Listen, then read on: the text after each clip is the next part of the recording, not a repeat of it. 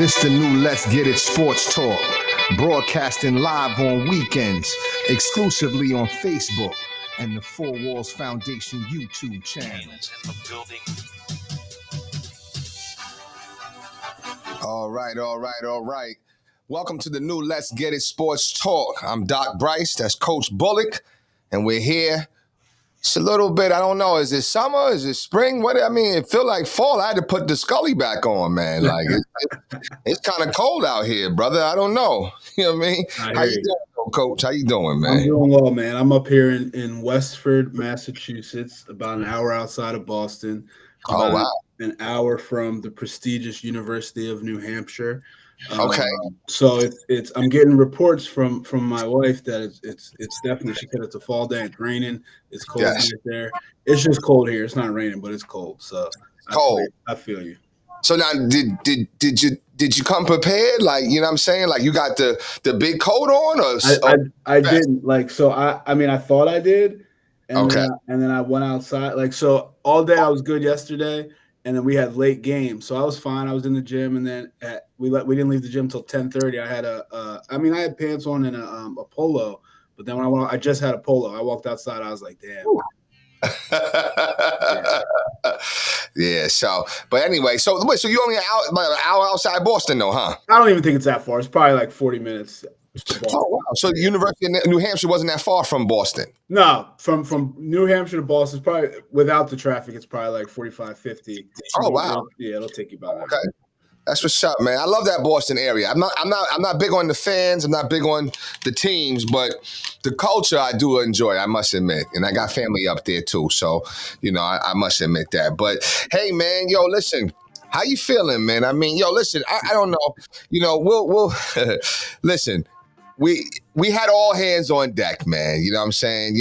We had all hands on deck. We were doing the best we could, but ultimately we lost. And to be honest with you, and I give a shout out real quick to, and I'm gonna shout him out again, but I give a shout out to my cousin Saquon, to my homeboy Josh, and you know what I'm saying, to my man Mike, my brother Dave, even my uncle Kev and them, and cousin Wayne and everybody. Just they Knicks fans, man. You know what I mean? And bro, like, I needed a hiatus, you know what I mean? Like, so when they lose, especially to the Knicks, it's like, nah, not right now. You know what I'm saying? It's too soon. It's too soon. So I think 72 hours, 3 days go by. I think now, I'm ready to reflect a little bit on the 76ers, first round losing of the series, 4-2. It definitely seemed a lot tighter than the 4-2, though. You know what I methey like it was. It seemed like I thought it was a little tighter than that, but man, if you ask me, I mean, listen, I think they lost by 3 points, right, on Thursday night. Wells Fargo Center. Definitely a crushing blow and way to end to the season. I do say, that the fans did show up, and you and I both know that, right? So the fans did show up. There was some situations, okay, because anytime New York and Philly get together, it's always going to be some situations, but we lost, and it took me a couple of days to swallow that pause, but it is what it is. You know what I'm saying? It is what it is. The season is over. And we're back to the drawing board, and we are 41 years going on our 42nd year with no championship. So, I don't know. How you feeling, Coach? How you feeling about, this is 3 days, 72 hours later, it's over. How you feel? Yeah. So yesterday I still wasn't ready to talk about it. Like, we got in the car ride, and the guy I'm with, Shaylin, he's like, yeah, did you see the Cavs? I'm like, man, I'm not watching no basketball right now.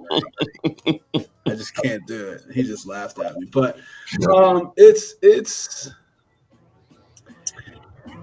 like you try to figure out like what positives come out of it. Yes. I guess that's what you try to do. And I think there definitely are some positives that come out of it. I think Tyrese Maxey's a positive that comes out of it. Big time. I think the franchise the leadership understanding that Joel is not a finisher comes out of it. And I think this is the first time that they actually realize that, because late in the game, he wasn't the one doing everything. So I think, I think that's big. That might not. Well, if we could, I want to hear your points. I want to hear the rest of your points, but I want to flesh that. If you could flesh it out a little bit for me, because that just, I don't know. I mean, let me let you finish your points. I apologize. I think we have, and I think we found some other pieces. I think Kelly Oubre's a piece. I think Nick Batum's a piece. I think Paul Reed. I mean, I know that's your guy. I think Paul Reed's not a piece. Like I think we need, because and I don't think he's a bad player, but because of the way Joel plays and how inconsistent he is, I think we need someone better, because they're going to be relied on more. That's true. As far as what the offensive production kind of going through him? Yeah, offensively, for long periods of time throughout the season when Joel's out, right? Different things like that. So, it was tough. I mean, listen, the Knicks are good. Jalen Brunson's good. Very good. The way that they play, and Tom Thibodeau's took a lot of heat over the years that guys can't play that way for him. And I still don't know if how successful it's going to be. Meaning, I think the Indiana series is going to be better than people think. Absolutely. And I also think, I don't think anybody's beating Boston, but the Knicks are a good team. They didn't have their all-star Julius Randle, which some people say actually against the Sixers was better for them matchup-wise. Yes. But listen, it sucked. There's nothing fun about losing. And but you move on. I went to the game. I went to Game 6 where I saw you. I'm with my boy, and he's not really a Philly fan. Like, okay, he has his random teams he likes in every sport, right? Okay, but he, like, on the way there, like we were getting there, the traffic, and I'm getting like antsy, and I'm like, yo, I'm too invested in this team. That's right. This is too much. and he goes, yo, for some reason I'm invested too. Like, okay, So then on the way out, as soon as we got out them doors, he said, "So this is what it's like being a Philly fan, huh?" I said, "This is it, man. This is it." That's right. Welcome to the club, man. Well, I'm not even in the club. I'm tippy-toed in the club just from the Sixers. You know what I'm saying? But I rock with the Eagles too. You know what I mean? But yeah, I agree. I agree with all your sentiments. I disagree with the Paul Reed though.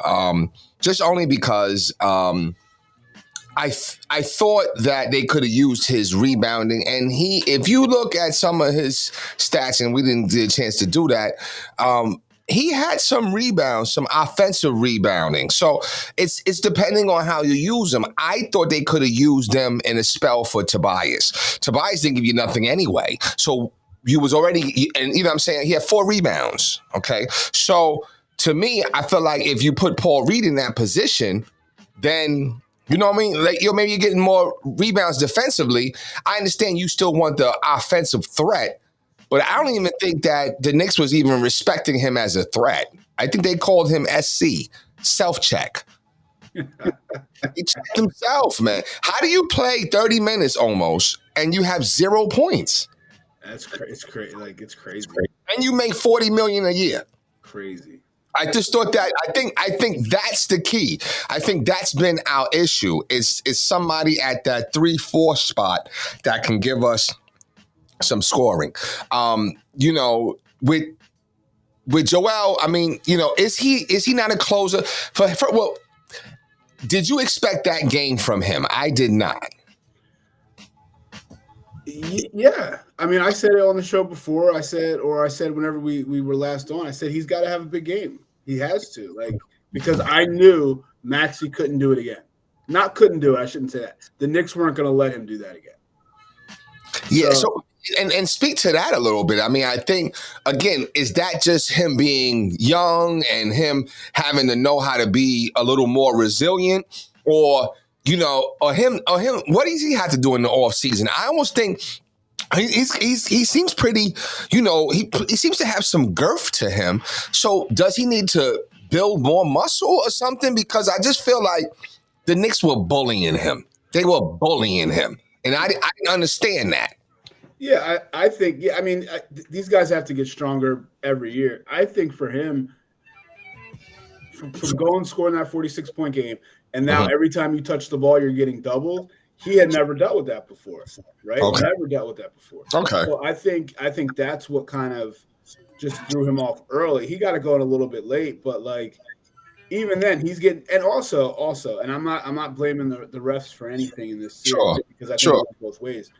But he's going to start getting Those calls. the star treatment Yeah. where he goes because they're Wells Fargo Center does a great job of when the Sixers get fouled and they do not call it, they Mhm. replay that thing in slow Mhm. motion 45 times.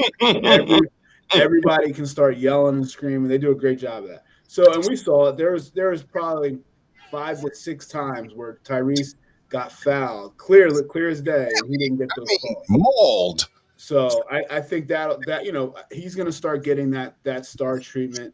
Yeah. The Jalen Brunson calls that are just iffy, and Yeah. he'll start getting those. And see, I don't see like Brunson's so crafty, right? He is. He's a star. Okay. He's a star. All right. Superstar, I'm not there yet, but he's definitely at the door, if not a foot in the door. You know what I'm saying? But I think you're gonna see some complaints with that because the leaning back, you know what I'm saying, and you are forcing the contact where you're like leaning back, hitting your head into the other player's head. I just think that is he's going to stop getting that call eventually. I'm not sure who it has to come against. You know what I'm saying? Maybe it's the other higher echelon point guards, maybe the Damian Lillards or whatever the case may be. And he has to do maybe that or the Kyries or whatever. And then maybe, you know what I'm saying, they'll change that up. Because I thought he should have had some offensive fouls on maybe two of them. You know what I'm saying? But he's very crafty. You know what I'm saying? It's funny because he does that motion, the sweet motion, the same thing Embiid does, but Embiid gets the offensive foul, but for Brunson, it's always a defensive foul. So I'm not sure if some analytics or some decision making is coming into play based upon height, based upon position. You know what I'm saying? I'll give you an example. I remember, not me playing, but I remember coaching and the kids is playing, and one of our guys is clearly getting fouled. The ref says out of his mouth, well, you know what? You're bigger. You should be able to absorb that. That's nothing. So I'm wondering if some of that perspective goes into things. And if that's the case, if that perspective is in play for Brunson, it definitely should have been in play for Maxey. Yeah, 100% agree. And I think a lot of it has to do with because Embiid is ISO'd. So when Embiid does things, there's nobody else around. When Brunson's doing it, he's getting to the basket. He's in traffic. So it's a little bit Now, that's not an excuse or a good reason. I just think that's why it is. But, yeah, I mean, it's tough, man. And I think I agree with you. I think Jalen will stop getting that call eventually. But, he's crafty, man. He figures out different ways to score. And when he hit those 2 threes late, it was just like – yeah, it was tough. It was tough.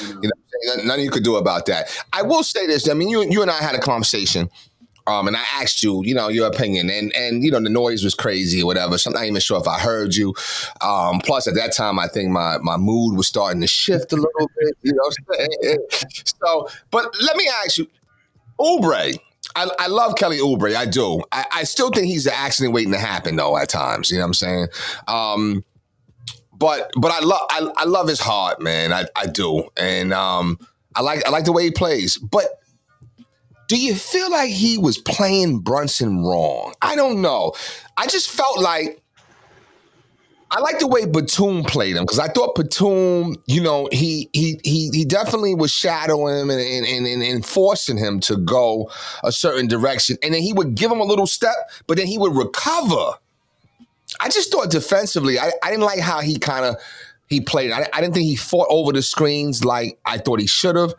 And but I had a problem with Maxey. Always getting his what they say and who's his, now boys don't get caught watching the paint dry, right? So I just felt like he got caught too many times with not having his head on a swivel, and he's getting caught and beat constantly. I mean, I don't know. What did you see that, Coach? I mean, speak to that a little bit.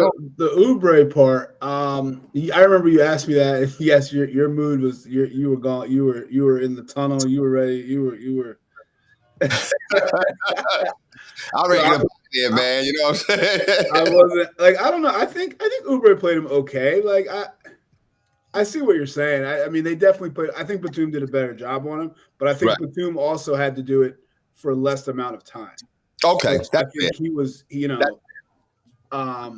that's fair. I also like Maxey's what really bothers me defensively. Yes. Because, all right, Tyrese, you're probably in that game. You're probably one of the top 3 at most athletic people on the floor. Absolutely. So why can't we play defense? Right. So now, I'm not saying you got to be guarding Jalen Brunson for 48 minutes, and I'm not saying that.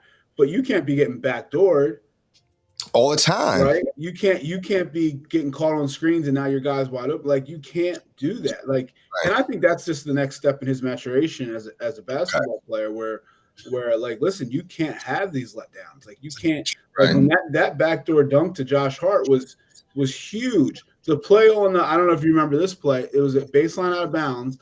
Mm-hmm. It was right in front of us, and DiVincenzo's in the middle of the lane. And he just turns and posts Maxey up and scores. Yeah, I do. Yeah, I remember. Yeah. And what bothered me about it, being a coach, like I'm always watching the coaching staff. Like I watch the coaching staff so much. They were yelling at Maxey what was about to happen. They were yelling at it. Oh, there was 3 coaches up yelling, pointing. It's coming there. It's coming there. And he still let it happen. He's still right. That's what I'm saying. So I think, and that's why I say, like, yo, shout out to the Knicks. I mean, all the Knicks fans, all the Knicks, you guys are starving like we starving. You know what I'm saying? Now, you might be a little more hungrier because last chip that you had was in 72, 73, right? And, you know what I mean? You really haven't had no noise in the playoffs. We are at least been expected to win in the playoffs or at least to get to a certain level. So I understand your pain. I do. I truly do. But at the same time, I'm not going to concede to say, this team was just that much better. No, I just think that we made some critical errors. And I think that, you know what I mean? Like you can't, sometimes like my stepmom's, right? She'd be like, oh, it's the little things, boo. It's just the little things. And I say, no, you know what? You want to like minimize the little things. But let me tell you something. Those little things become big things. And they eventually become huge things. You know what I'm saying? So little missing plays on defense, not being aggressive. Maxey, you got to do a little more than that. The little cross and then right hand side. They're playing you to that now. They know that's what you want to do. True indeed, you're getting fouled, okay? But they know they're not calling it. You know what I'm saying? Because, some people say, well, maybe the league wants to see the Knicks be successful, right? So, is some of that at play? Sure. Now, of course, if my boy Josh is watching, he's going to say, oh, see, that's nonsense. That's this. But you know what? On the other side of it, he'll also argue about how the league wants to see LeBron and them be successful. You know what I'm saying? So it's always a different argument when it's your team. You know what I'm saying? Sure. So that's just human nature. But at the end of the day, the Knicks, listen, my Sixers hat is off right now. And my Knicks hat is on because the Knicks are my number 2 team. And somebody said, listen, well, you're happy either way. Absolutely not. Absolutely not. And I'm just going to explain something from when I was 19 or maybe 20. Okay, I'll say maybe 21. When you lose your number 1, you might still have your number 2, but you hurting over the fact you lost your number 1. And I'm going to leave that right there. You know what I'm saying? Losing the number 1 always hurts when your number 1 loses. Either you lose your number 1 or your number 1 team loses. Doesn't matter. The loss still hurts. So now, I have a recovery, you know what I'm saying? Because I can rebound with my number 2. but I'm still hurt over my number one. You know what I'm saying? So the Knicks are not who they move on to. They're playing the Pacers now, right? Yep. The Pacers. You better not sleep on the Pacers, you Knicks fans. I'm gonna tell you that right now, okay? Because first of all, what's the guard out there? What's his name again? Tyrese Halliburton. Halliburton is a problem, and as much as I don't like him, that Siakam be Siakam. I'm saying he be Siakam, or whatever. I don't know. He's getting busy out there. Okay, he's getting busy in a way that, you know what? I don't like his game. There's nothing like fancy about it. It's not like, it's just regular, but it's effective. Yeah. Yep. Miles Turner. You got people out there, you know, and again, you got Siakam. So, you know, and he gets hot, and you know, at first I thought I told my son, I said, at first I thought Siakam was another version of Bismarck Biyombo. Like, you know what I'm saying? Remember when Biyombo was supposed to be tough like that, and then he's been like a second coming of Kwame Brown ever since then. So got that money and ain't did nothing. You know what I'm saying? So, but Siakam can play. Yeah, absolutely. It's good. I mean, it's a good series. It's really different the way they play. The Pacers play fast, man. They want to shoot in 7 seconds, and the Knicks, you know, they grind everything out. So it's going to be, you know, it'll be interesting. The Knicks are the better team. They are. But I think this will be a series where they miss Julius Randle. Yes, I have to agree. What's your thoughts real quick before we get into some other NBA teams? Give me a grade on Nick Nurse. C+.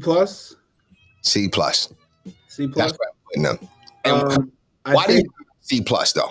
I think he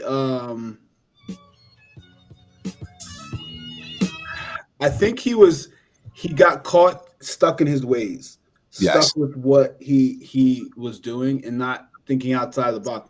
And the reason I love him as a coach, when he was with Toronto, everything was outside the box. Outside the box. Whatever you thought was going to happen didn't happen. Right. And that's what I was hoping he would do here. And he did some of it, but like, and it wasn't just like, it wasn't a I don't think it's major things, but I think it's, you know, and you said this all along, Buddy should have played more. I'm not even saying he should have played more. I think he should have gotten more opportunities to get it going. So like in game 6, he got it going, but then he could have maybe done the same thing in game 2, 3, 4, 5. Like just give him a shot to see. And now if he comes out and he goes 0 for 2, get him out of the game. Right. And I think, you know, there were certain points in the game where our offense just, there was nothing there. Yes. There was nothing. And the one possession where Buddy Hield dribbled around outside for like 20 seconds. And luckily went off out of bounds off the Knicks. But like just things like that. I think and I'll to Doc's credit, when Embiid was out, when Doc was here, we still won games. Still won games. When Embiid was out with Nick Nurse, we did not win games. Did not win games. So, you know, we would have been a different seed, just different things like that. And I think, you know, it's going to be interesting. Like, I still think he's a good coach. I think, you know, I think they did a lot of good things. I think they missed a lot of wide open shots from guys who probably won't be here next year. So, you know, if you can fill those holes and fix those things and maybe not rely on Embiid so much for so long throughout the season, right? Maybe he has a little bit more left in the playoffs. I don't know the answer to that, but like, yeah, I mean, C+. I give it C+. You know, he kind of is maybe a shadow above for this season only. He was maybe a shadow above Brett Brown. Just shadow above. I didn't yeah, I'm just saying. I mean, it was really no, like the Buddy thing was just like ridiculous. You know what I'm saying? Without Buddy Hield, they're not even close in that game, bro. Agreed. Without Buddy Hield, they're not even close. But hold on. But then you have to give him credit for putting Buddy Hield in. Well, I think, yeah, that's true. That's true. See, I knew, listen, I tell you, we got comments. See, I knew, them Knicks fans, man, I'm telling you, man, listen, they might be up there with them Eagle fans, man. You know what I'm saying? They come out of the woodworks here, man. You know what I'm saying? So, but anyway, I'll read his statement on what he's talking about because he's anything with the Knicks, he gonna argue. He's a loyal dude. I'm trying to tell you. Listen, he's the type of friend that you gonna want to have because no matter what, he's gonna be loyal to a fault. You know what I'm saying? He gonna stick by your side. But anyway, I think that he's like a little better than Brett Brown. It wasn't that much of a difference, bro. I was disappointed in Tyrese constantly doing the same thing. Like, I think that's a coaching thing. You know what I'm saying? Like, or maybe like getting on him or reminding him. You know what I'm saying? But we don't know. We're up in the stands, right? We don't know if they can hear on the floor to the bench or whatever the case may be. But that's a reminder thing. That's why you got all those coaches. You know what I'm saying? Hey, listen, but Tyrese, don't watch. You know what I'm saying? Head on a swivel. Something. You know what I'm saying? So, and I didn't like I didn't like him being married to Tobias. I don't care about and when it comes to the playoffs, especially when it's critical, your feelings don't matter. The only feeling that matters is either you are doing what you can do to win or you're not. My uncle, and shout out to him, he won something with the Patriots. He's a big-time coach up there in Boston, and he won something with the Patriots, and the Patriots gave him an honor and award or something like that, right? And they interviewed him, and, his main quote, because he's the football coach, he relies on each player to do their job. Just do your job. Don't worry about nobody else's job. Just do your job. When he saw that Tobias was not doing his job, why didn't he put somebody else in to do the job? You know what I'm saying? So that's where I kind of, I fault him at. So I give him a C+. I do think that this series, listen, congratulations to the Knicks. But I think this is a series that Philly just lost. They lost.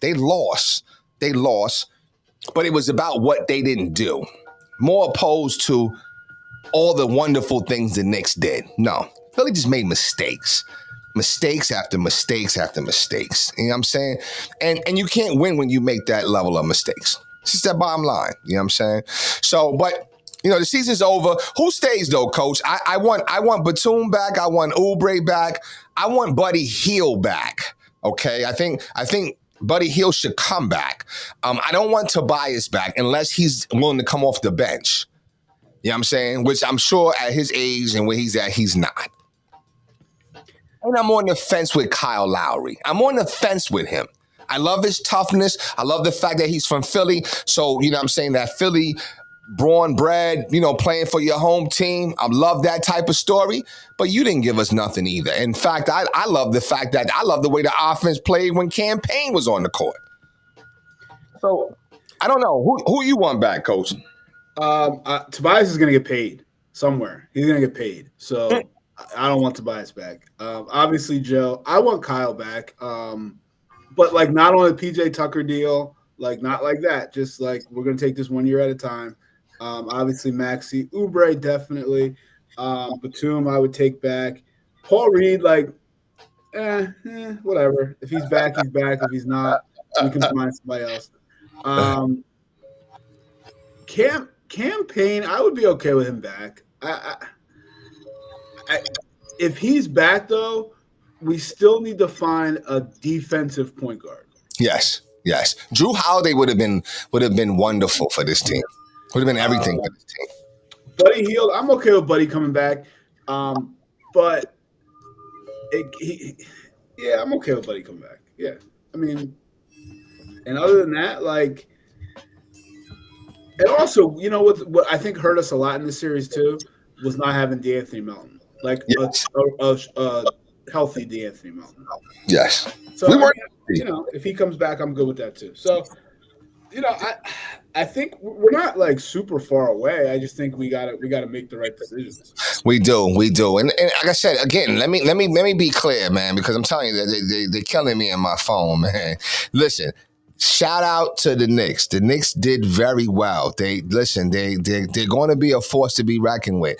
Brunson, ridiculously, You know what I'm saying? 40 points plus or whatever. I blame, and part of that is why I give Nick Nurse that C plus, because Brunson's tough, 7-game series, you know what I'm saying? You can't, I mean, he almost averaged 40. That can't happen. You know what I'm saying? So that's a coaching thing too. He's great. He's good. But, the good teams are going to know how to slow him down. Bottom line. They're going to know how to try to contain him. And at something, they're going to do something to him. So, but listen, shout out to them or whatever the case may be. The bottom line is that, this team, they was them losing in the first round hurt. True. I didn't want to talk to nobody for 72 hours. It still stings. Anytime you lose your number one, it stings. It's all good. But this team wasn't going anywhere anyway, because Embiid only had one leg. It wasn't happening. As it went further, it would have got worse. It's the bottom line. You know what I'm saying? So they wasn't going to do nothing. So Sixers barely made it to the playoffs. They came in as a 7th seed. Did they deserve to be in the 7th seed? They absolutely did. Because when you lose your big man and he's playing with one leg, you're going to drop in the standings. So yes, Philly was a 7th seed team. And the Knicks beat a 7th seed team because Embiid had one leg. Now, if he did not have one leg, then you could argue that we're not a 7th seed team. But with Embiid playing on one leg, and you barely beat him with him on one leg. So imagine if he had both his legs working properly. You know what I'm saying? Imagine, especially in that game at the Garden when the Knicks won. I'm sorry. The games at the Garden. I mean, he looked like a shell of himself, man. He looked terrible. You know what I'm saying? But neither here nor there. Listen, the Sixers season is over. It's over. I'm not sure if we're looking to the draft. I'm looking to free agency. There's rumors about Paul George. Jason's telling me, oh, Paul George. I say, yeah, that's coaches, man. You know what I'm saying? Coach leave my head, man. I'm like, I don't see it. You know what I mean? He's no different than, you know what I'm saying? Like, he like Harden. Unless that's the perfect transition. I knew it.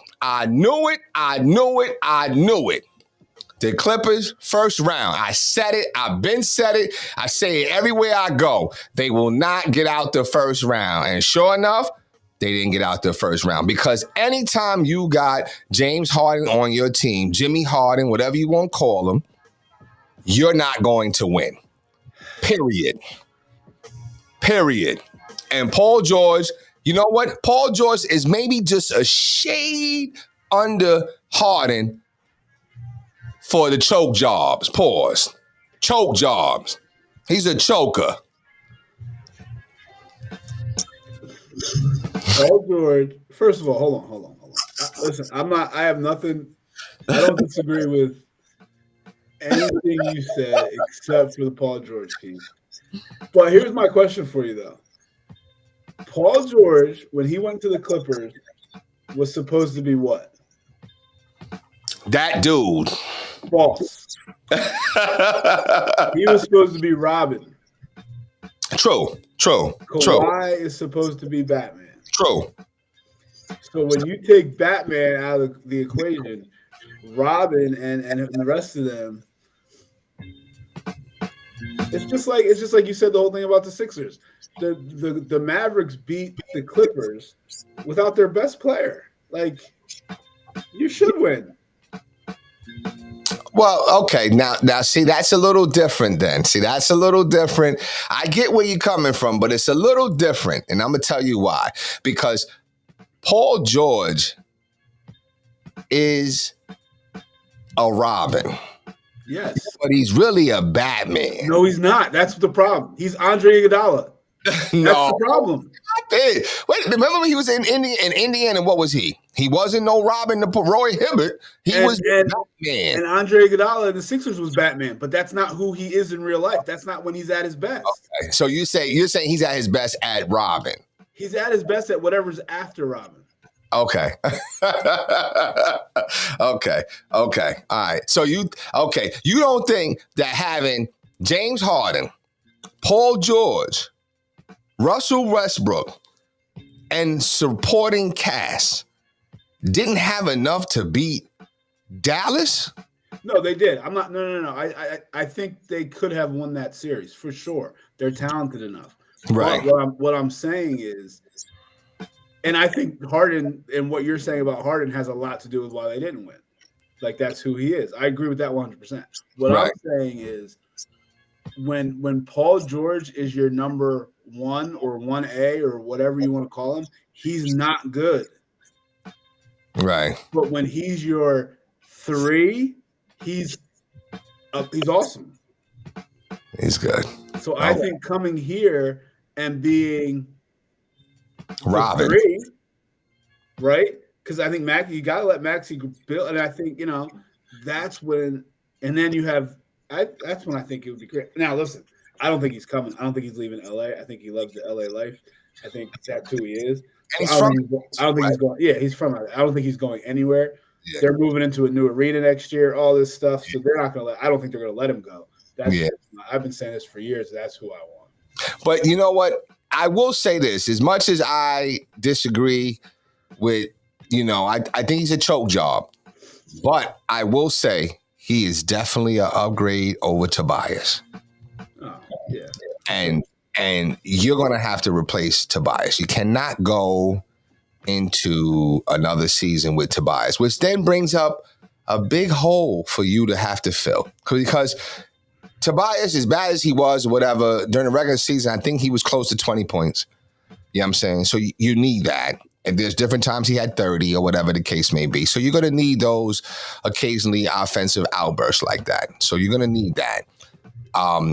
So we'll see. We'll see. But I still think that the Clippers had enough to get it done. And I was definitely, not sad. I was happy to see Jimmy lose. It just, you see it all the time, And one thing I noticed, right, when he first came over to the Sixers, and they played Brooklyn.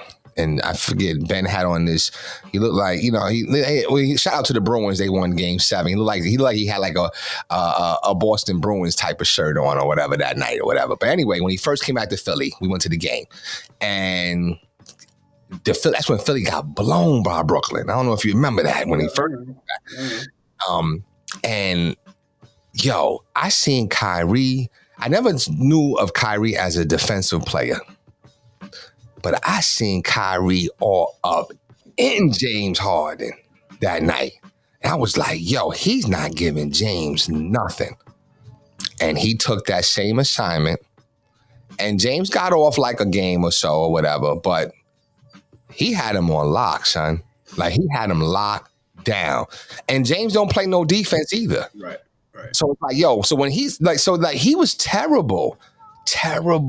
And it's amazing. I always look to see if other media people are going to be, pointing out the same things that I'm seeing, because I like to take, some of my opinions and then view them against, what the people, the national people, so to speak, see if we seeing the same things, you know what I'm saying? And sure enough, it's like, yep, same old Harden.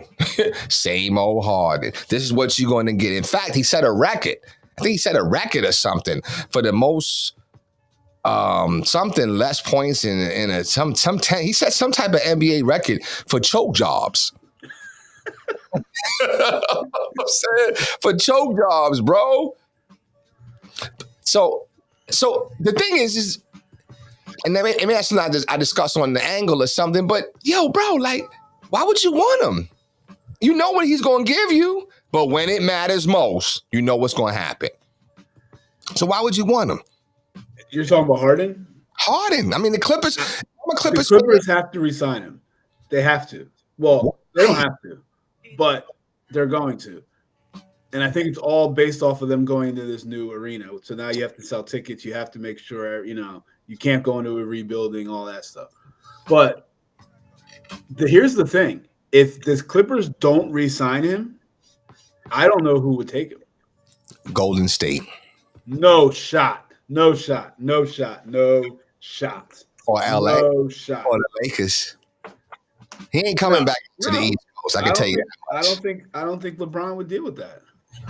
Yeah. Yeah, he's like one of those. It's funny. He's almost like AI a little bit, and I love AI. I do, but when he left Philly, it was over. I mean, he had a spot in Denver, but once he came back to Philly and left again, it was over. It was over. I could see him going through like what Melo went through, like where just Yes. nobody signs him. Like Right. I think it's because, like I said, everybody knows he's a choke job. So it's like, yo, you're not going to, you know what I'm saying? You see, he fools you with the occasional outburst game. He fools you like that. But it's all quicksand, bro. You can't build on that. And it's like if you're a young team, you don't want him because you don't want him to spoil your Right. What you have going on. If you're a veteran team, you don't want him because he's going to kill the culture of it. Right. So like who takes him? Yeah, see, I don't know. What's your thoughts? So let me ask Harden. I think Harden, he's a basketball player, so he's going to get some money. He's going to sign somewhere. His opportunities are definitely more than Tobias, so he'll sign somewhere. Okay. What's your thoughts about Milwaukee? Because they're out of here too. See, but they're going to have the excuse of we were hurt. Everybody was hurt. So and they were. And see, Chris Middleton is a Robin. That's a natural Robin. You're not comparing Chris Middleton and Paul George. Or are you? Or are you? But so to say, when Giannis was healthy, when Dame was healthy, Chris Middleton was the third guy. Yes, that's true. But he has been Robin. He's been a true Robin. Not even a third. He's been a true Robin when they won the championship. He was a true Robin, right? At times, even being a Batman at times. In the fourth quarter, he's the Batman. Fourth quarter, right? So, okay, but what do you do with the Bucks? I mean, listen, you fire Budenholzer, okay? It was Budenholzer. Yep. Then you got Adrian Griffin.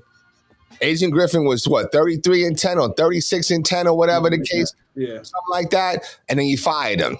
Okay, you fired him. Obviously, you fired him because Giannis and the brothers didn't like him, and he probably was coming across a little aggressive.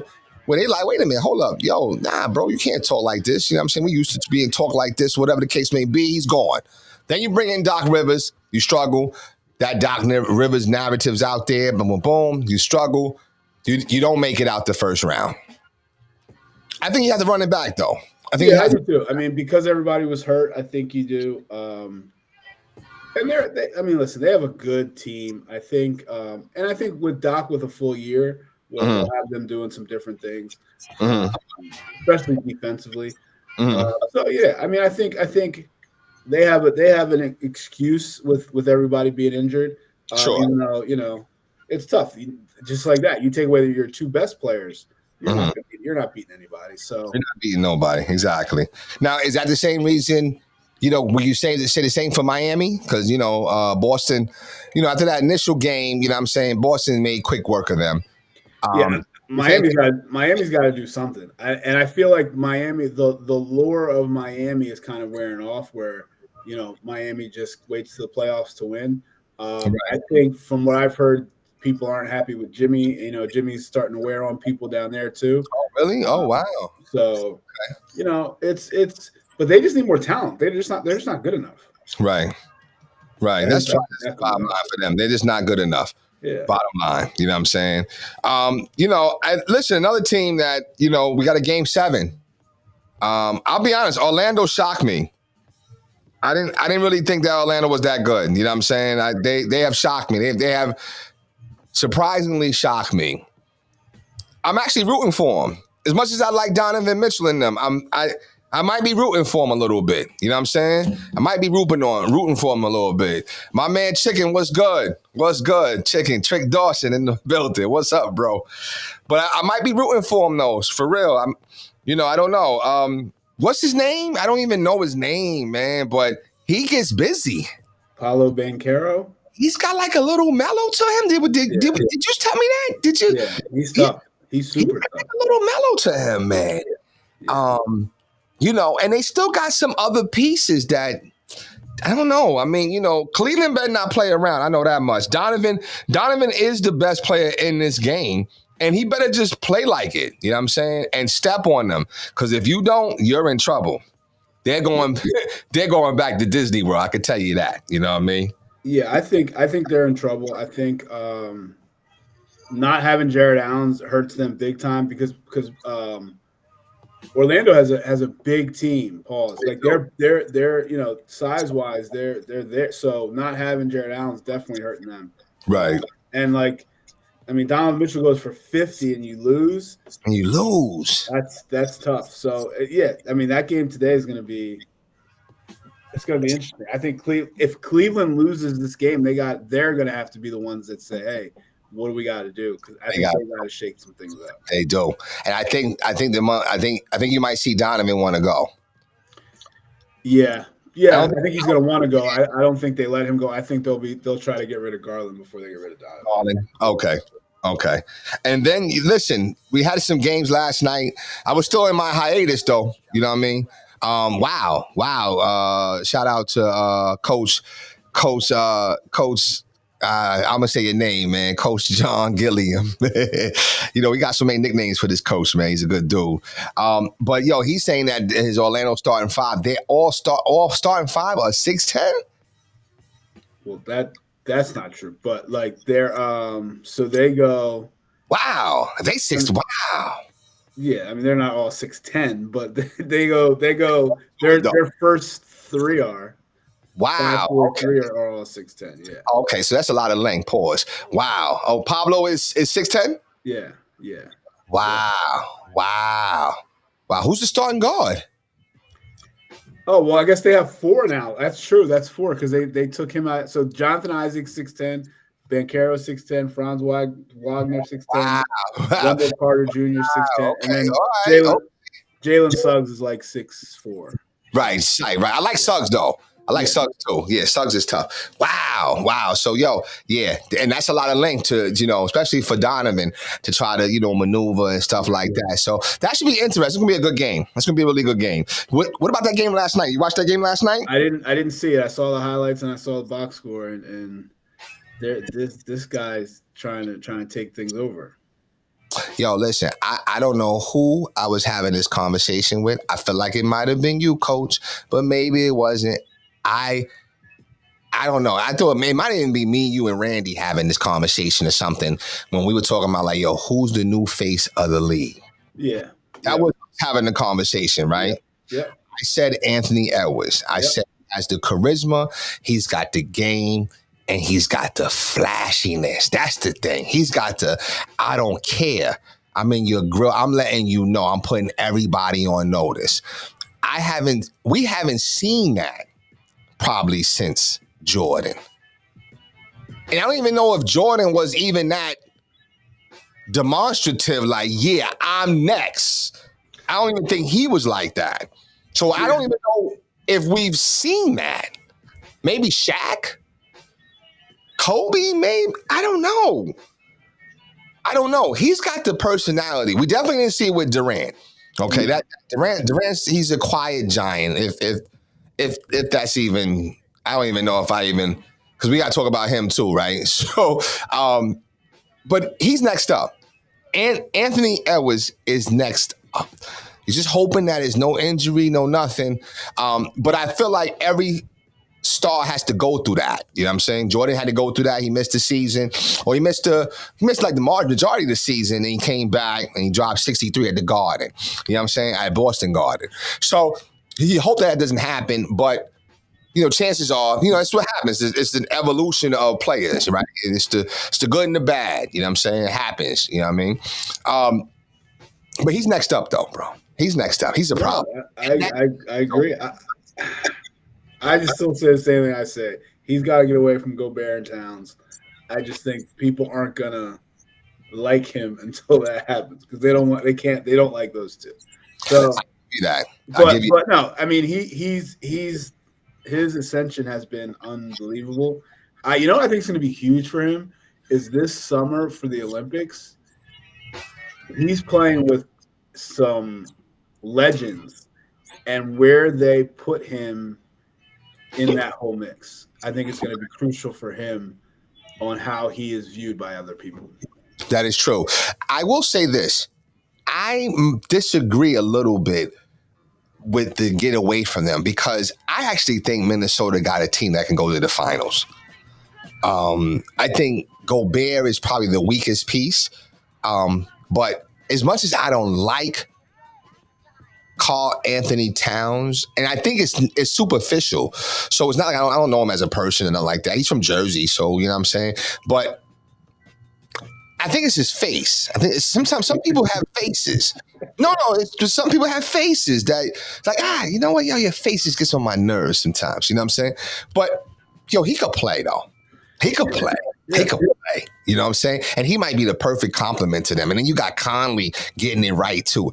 They got a nice team, though. No, they're good. They're good. They're very well coached. Their bench is tough. Naz Reid and they have the pieces. Like they have when you think of a team, they have those pieces. The Gobert and Towns playing together thing still kind of like clunky at times, but like they're good. I mean, whoever wins this series, I think wins it. Comes out of the West. I think because even OKC, I still think is a year early. Yeah. I think you're right. I totally agree with that. So, well, you know what? Listen, they took game one. I'm sure that, I tell you, Murray is so tough. Oh my gosh, he is so tough.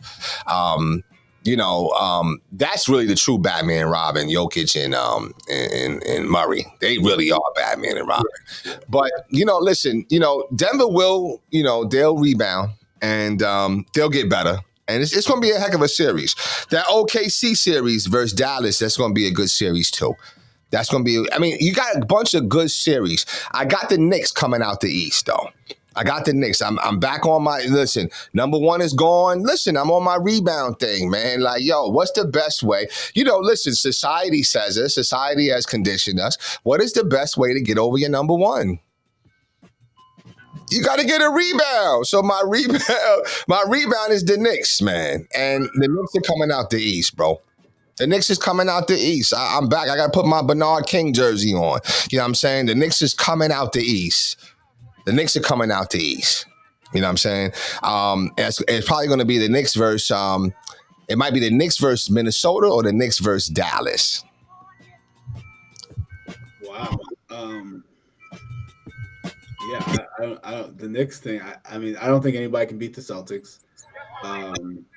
So you still feel that way, even though Porzingis is done for a little bit? For a little bit, I think they're going to get through the next series. Who do they have? Cleveland or Orlando. I think they get through that without Porzingis. Yeah, I think even without Porzingis, I still think they're super deep. They like Porzingis takes them to championship level. Agreed, 100%. But you know what I'm saying? Without him, I still think they have the pieces. Like we talk about like Batman, Robin. Like think about like the respect you have for Drew Holiday. I know you do. Like think about where he ranks on that team. Yes. So yes, you're right. Absolutely. But I also think about the Knicks. The Knicks play D. That's one thing they play D. They play a lot. So does Boston. That's the thing. Like, so I can put Drew Holiday on Jalen Brunson. And then I can put Derek White on Jalen Brunson. Right. And then I can put Brown on Jalen Brunson. Like that's true. And that's why I think the Knicks are gonna be fine against Indiana because they don't have the length pause to deal with Brunson. Right? That's why the Sixers had some success because you could put Oubre on him, you could put Batum on him. Right. I think when you put a guard on him of his size, like Halliburton or something like that, they can't handle that. Yeah. You got a point. I still, and again, I'm back to, that's my team. The Knicks is going to be my team. So, Boston, I can't root for Boston. I got You know, Porzingis makes them championship level. Without him, Boston is back to what they were last year, which makes them beatable. You know, you replace Brogdon with Holiday. Brogdon was tough in the playoffs, super tough. Holiday, he's been okay. You know what I'm saying? He hasn't had to be super tough. Right. In fairness to him. But no, I still got them, and I said I got Dallas, or you know, I got Dallas, or I got you know, who's the others? Minnesota. Yes, I got those two. Dallas, you know, with what I see with Kyrie and Luka and those surrounding pieces, and the genius job that Coach Jason Kidd is doing. They just, I don't know. I just feel like Jason Kidd's teams remind me of those New Jersey Nets teams. Agreed. Okay. And when the New Jersey Nets teams would play somebody, right? And I'm not sure, because you were a Net fan, right, Coach, from Jersey? Of course, I live in New Jersey, of course. Exactly. Okay. So, you know, when you would watch them play, right? They may struggle, they may get down, but they was always going to be right there. And you knew they always had a run in them. And that's kind of how I'm feeling about Dallas. Dallas may get down, but they never out of it. They're going to have a run in them. And I just feel like that with Dallas. And the things that Kyrie is doing, Luka, you know, Kleber, even though he's hurt a little bit now, you know, they got a really good team. They got a really good team, and he knows how to use all those pieces. So we'll see. You know, it's still a fun time of the year with this NBA playoffs. So our team is out, but, you know, I think it's time to start watching basketball again. So I'll turn back on ESPN. I'll listen to First Take and hear Shay Shay and all of them. I'm back on live. I'm turning the switch back on because I've been off. I'm telling you that shit. But anyway, listen. I know we just want to touch on some baseball real quick. How's them Phillies and how they been doing? You been keeping up with them, Coach, a little bit? Yeah, I mean, you know, they're you know what's interesting? They are, and I think I talked about this last time. They have, for so long, like kind of eased into the season. Yes. And you know, a lot of fans didn't like that and said you can't turn it off and on, but they were able to turn it on when they needed to. Right. But I feel like they're taking a different approach, and I don't know if it's strategic or if it's just happening that way or what it is. But yeah, I mean, listen, they're 23-11 right now. I think they have the most wins in baseball. Yeah, they roll it. So they're playing well. They, you know, winning series, and that's, you know, when you hear people talk about it, they just say just win the series. You don't got to sweep everybody, just win. Right, just win. Right. So, you know, and that's what they've been able to do. Alex Boehm's playing amazing. He's got a little injury now, but you know, like they won yesterday 14-3 against the Giants.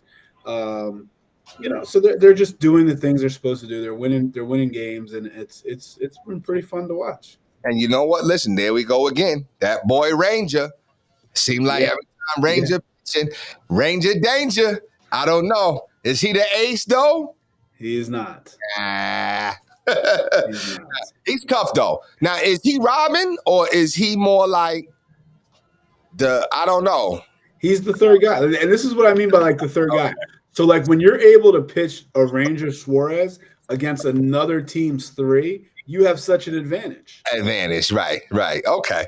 Do you know what I mean? Like, so like if Ranger as a 2 or as an ace, now the regular season is different because you're matching up against different kind of people all the time. But when you're, like in the playoffs, when you're able to match up, you know, Ranger against other teams' threes, or even a Nola or Wheeler against other teams' twos, you're such an advantage. Right.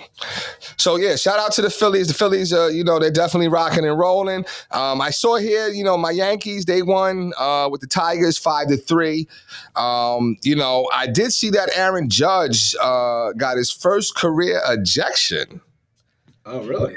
Yeah, that's what I'm reading here. That's what I woke up this morning. First said it was very surprising. You don't really see that from the Yankee way is a certain way. You have to behave yourself a certain way. You have to have your hair cut a certain way. You can't really rock no beard like that. It's a certain way. It's like a gentleman's club. You know what I'm saying?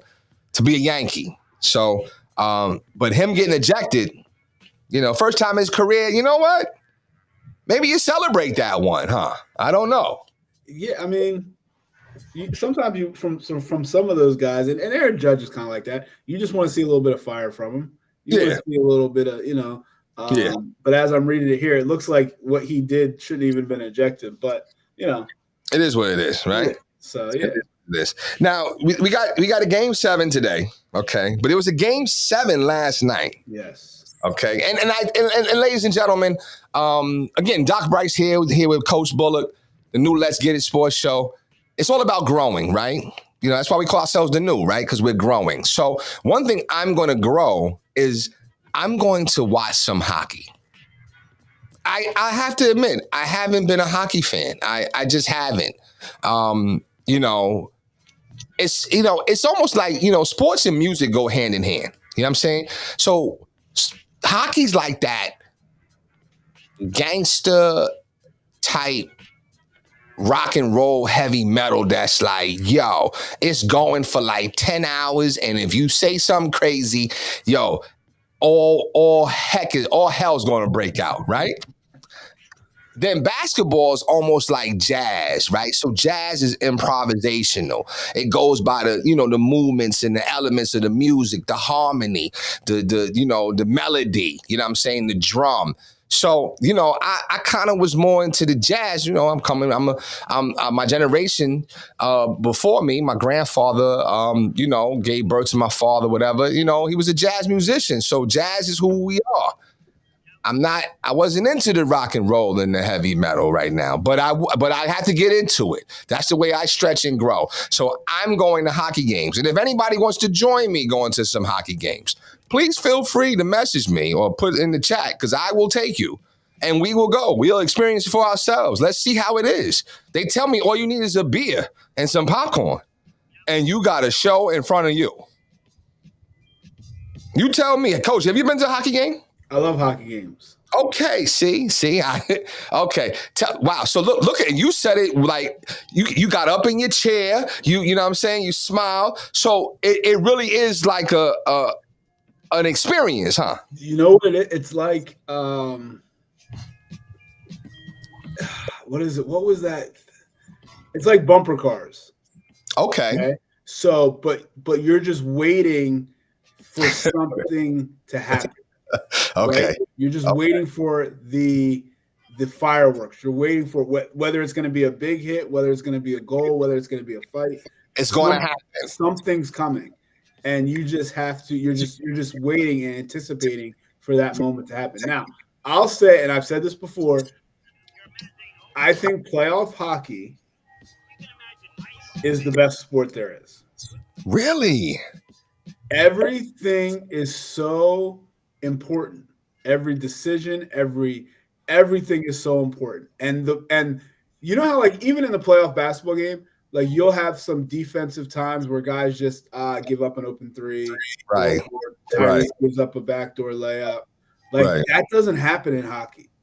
So like every single play is so important that and I have to give so going to the University of New Hampshire, hockey was huge. I mean, they were when I was up there for like 2 of the 3 years, they were number 1 in the country. 1 year they won a championship. 1 year they lost in the championship. So like it was like, you were focused on it. Wow. So, that's how I learned what the rules were, all that stuff. Right. And then now, I think I went to one Flyers game this year. But yeah, I mean, it's fun. It's fun. Okay. Yeah.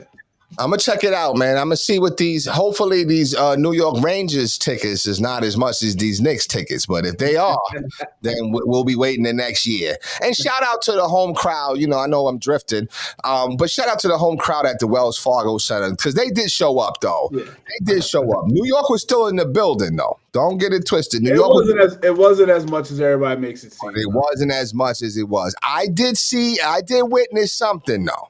And I have to say this. This is all about, ladies and gentlemen, I am 47 years old. I will be 48 in a couple of weeks, actually, right? And being from New York, and being from anywhere, you know what I'm saying? You have to know how to navigate. Okay. You have to know how to navigate. I go to Boston to watch a game. My uncle always teases me. He said, yeah, man, when we came to Boston, man, you come up here wearing that Philly shit and blah, blah, blah. And I told you, no. And they was talking that junk up in the Boston Garden or whatever, right? But it wasn't nothing crazy. But, you know, I've gone on the road to see my Sixers, and I'm low-key a little bit. I'm not going to be all up front like, you know, this is my team because I'm older now. I'm a little sensitive to other people's perspectives. Plus, you know, I know there's going to be drinking. There's going to be, you know, some pre-gaming. So you never know. I wish all fans had that thing. I seen a Knicks fan, you know, he got all his Knicks gear on. And he's kind of like, he's not really talking, but he's got his camera up. He's taking a picture and a video of this Philly guy who's, you know, calling him all kind of expletives and just getting on him. And then he invites him over and tell him, come over here and get closer to the phone. Like, so why couldn't he zoom in? I don't know. But he said, come on over and get closer to the phone. He comes over there and gets closer to the phone. He says exactly what he was saying from a distance in the phone, and then he smacks the phone 25 rows down in the arena. He smacked it. Wow. And said, now go get it. Blank, blank, blank, blank, blank, blank, blank. And what you gonna do? What you gonna do? And dude ain't do nothing because he's dolo. He's by himself. Other dude got his crew. So he made a positive decision, right? Now, of course, when the police came, then he got riled up a little bit. You know what I'm saying? But at the end of the day, what I'm saying to you, ladies and gentlemen, is when you go visit your teams out there, you might want to be low key. You just might want to be low key. But when you're younger, you don't care. You know, New York's in the building, baby. You don't care. You get a little older, because this man was older. You calm it down a little bit. You bring it down a little bit. That's all I'm saying. That's my advice. You know what I'm saying? That's my advice. I don't know. Do you want to speak to that, Coach? I mean, did you see anything crazy? Or? I saw a couple things. Nothing too wild. But you know, I felt bad. Like, you know how walking out of the arena, they had the guys that were set up, you know, selling stuff. Right. And they were selling a bunch of Knicks stuff. Right. And some of them were like young kids. So yes. I don't know where this stuff comes from or like who's in charge or who runs the show for this thing. But leaving that arena and you have these young kids out there selling this stuff. I saw 3 tables get flipped. Yes. Knicks stuff. And you just I just felt bad for, like, you know. You feel bad. Like, it shouldn't have happened. I understand why it happens. I get it. But, like, and I wouldn't feel bad if it was like an older person who could, you know, fend for themselves. I wouldn't feel bad. But sure. You have kids out there who are 18, 19, 20 years old with trying to deal with mobs of grown adults. That's tough for them, right? That's tough. Like, that's tough. You know, I didn't care what they're selling, Knicks stuff, whatever. But like literally, they're flipping tables. Then they flip the table. Now there's stuff all over the floor. Now people are walking by, kicking it, stomping on it. Right. Like, you know, and I know that gives Philly a bad name, whatever. But like, I just think it's a bad decision. It's like a bad. No, you got to know your surroundings. You got to know. I know everybody's trying to make a buck. I get it, but I don't know if that's the best way to do it. You got to know your surroundings. Know your surroundings. That's the message for the day, ladies and gentlemen. Know your surroundings. So anyway, any final thoughts, though, Coach? I'm gonna get up out of here. Any final thoughts? No, man. I mean, we're in the off season now, so it's about looking at and you know what I always do is I always watch these games coming up now, the rest of the playoffs, and I'm like, how would the Sixers do against this team? How would we do against that team? And that kind of tells me and leads me to like what we need to do in the offseason. So Yep. it'll be interesting to see what goes on. Yeah, same thing here. I mean, I don't know where we start. It's still a little wound. You know what I'm saying? So, I'm watching TV. I'm gonna start watching some games. I'm definitely gonna root for the Knicks. But I still don't want to talk about. You know what I'm saying? Like I still don't want to talk because it still hurts. You know what I'm saying? And because you just wish you had Embiid healthy. You know what I'm saying? You wish you had Melton a little healthy. Melton's known for his defensiveness. You know what I'm saying? So you wish you had Covington a little healthy. He's known for his defensiveness. You wish you had some other pieces. You wish Buddy Hield had a longer, had got some more opportunity.